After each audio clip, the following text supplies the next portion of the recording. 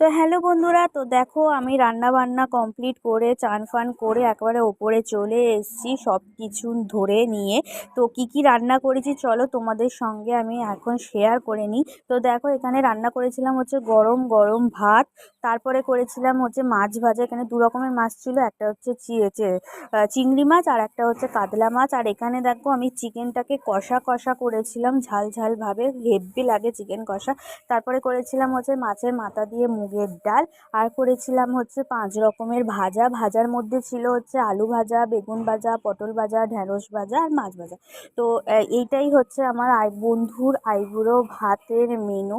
তো বেশি কিছু করতে পারিনি, যেটুকু পেরেছিলাম ওর জন্য আমি করেছিলাম রান্না বান্না। তো দেখো এখানে আমার থালা সাজানো কমপ্লিট। এখানে ভাতটাকে আর ভাজাভুজিগুলোকে খুব সুন্দরভাবে আমি সাজিয়ে ওকে দিয়েছিলাম।